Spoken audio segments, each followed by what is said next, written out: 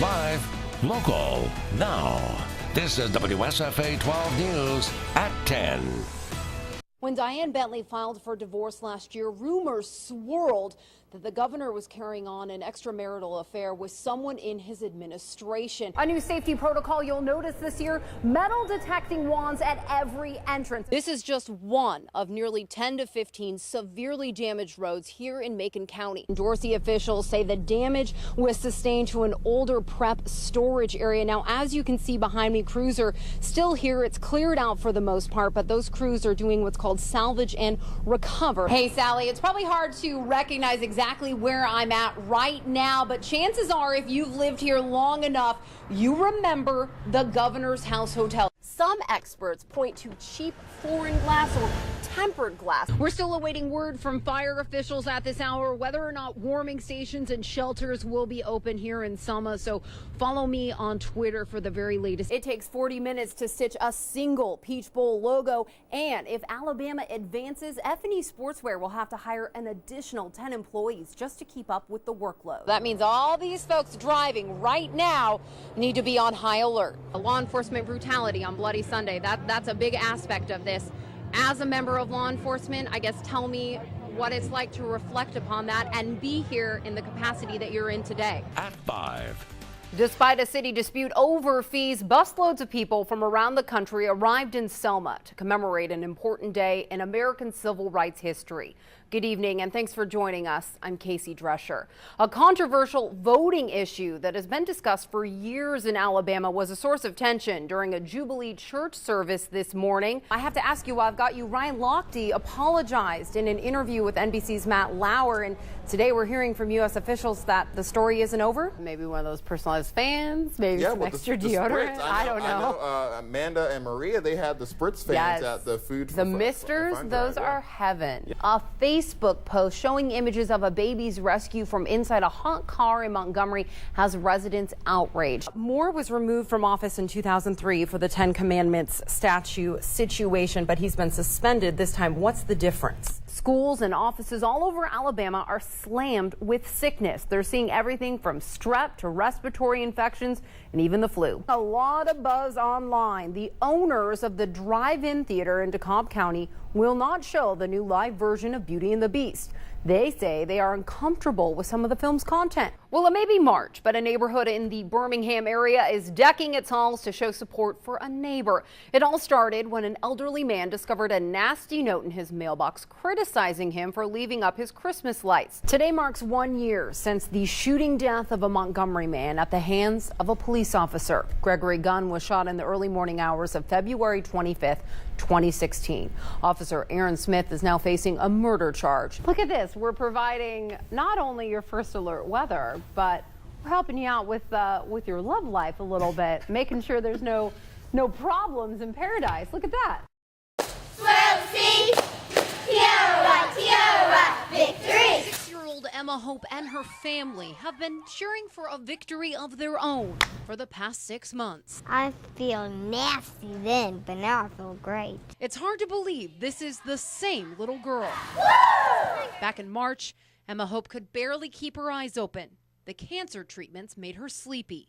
But now, I just keep on running to the doctor and I got better. Beating the odds. Watch me whip, watch me nay. Celebrating a clear scan in August. I forgot what it was, Mommy. You had clear scans. I had clear scans. What does that mean? I'm better. Better. And as Emma Hope puts it, I'm just happy! reaching a milestone the Shaw family only dreamed possible. There is a light at the end of the tunnel, and God, truly has his hand in things. Overwhelmed by the outpouring of community support, the Shaw family says while Emma Hope cheers for hope, the first grader is also an inspiration. Was that ever scary? I saw a little girl's faith, my daughter's faith, change my life, strengthen my faith. Unscathed by the negativity of cancer, the innocence of a child prevails. I don't have to get that nasty medicine and all that yucky food that they serve. Along with the family's motto as they prepare for Emma Hope's next scan in November. You're not promised the next breath and what we want to do, as a family is take advantage of that time we have together.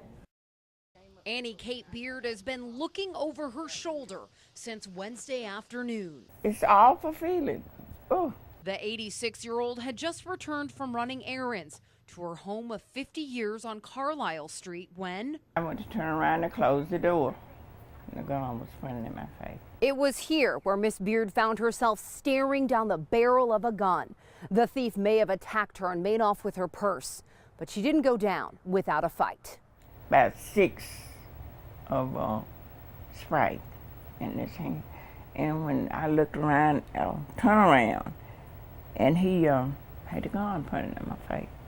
And the first thing I thought hit him with that. Now she's out $300 and missing important personal documents. I kept screaming and screaming. Shaken up and a little bruised. He hit me on the face here.